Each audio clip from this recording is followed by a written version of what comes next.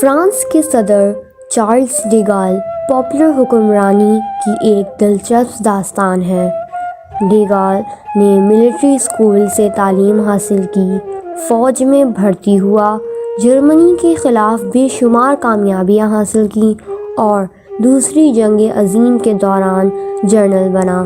جرمنی نے فرانس پر قبضہ کیا تو اس نے لندن جا کر جلا وطن حکومت بنا لی، مفرور فوجیوں کو جمع کیا، جرمنوں کے خلاف لڑائی لڑی اور فرانس کو جرمنیوں سے آزاد کرا لیا۔ قوم نے آزادی کے بعد ڈی گال کو اپنا حکمران مان لیا۔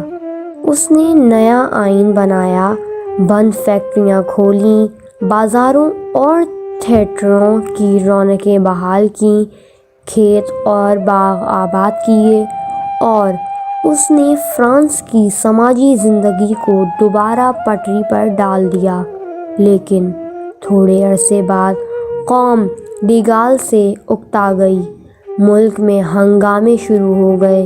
ڈی گال نے استعفیٰ دیا اور واپس اپنے گاؤں للی چلا گیا۔ ڈی گال 1946 عیسوی سے 1958 عیسوی تک اپنے گاؤں میں رہا۔ اس دوران وہ سارا دن کتابیں پڑھتا تھا، واک کرتا تھا، گھڑ سواری کرتا تھا اور اکیلا بیٹھ کر سگار پیتا تھا۔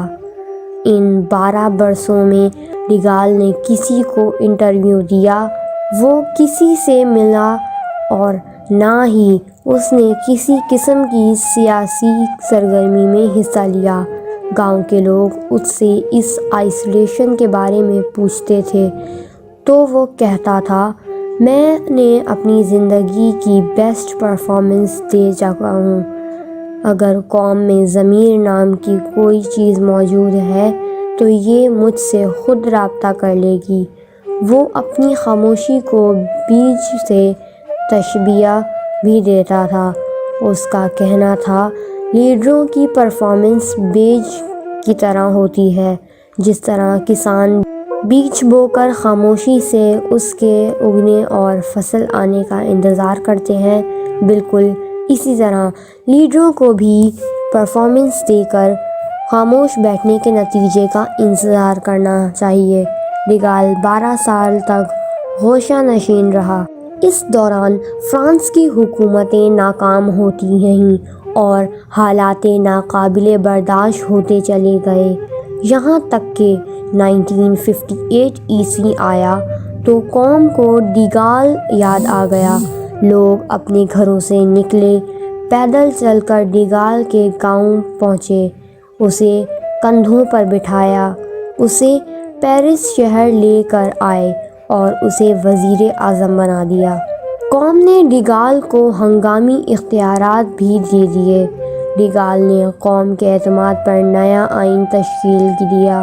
وہ ملک کو پارلیمانی جمہوریت سے صدارتی حکومت میں لے کر آیا، الجائر کو آزادی دی اور فرانس میں معاشی، معاشرتی اور سفارتی انقلاب برپا کر دیا۔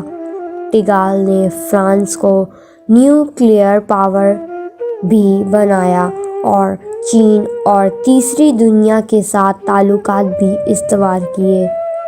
ڈی گال کی یہ مثال ثابت کرتی ہے، اگر حکمران اچھے ہوں، انہوں نے بہتر اور تعمیری کام کیے ہوں، تو لوگ اقتدار کے بعد بھی انہیں یاد رکھتے ہیں، اور یہ اگر گوشہ گمنامی میں بھی چلے جائیں یا ان کی پشت پر کوئی سیاسی جماعت موجود نہ ہو تو بھی عوام انہیں گھروں سے لا کر اقتدار کی کرسی پر بٹھا دیتے ہیں۔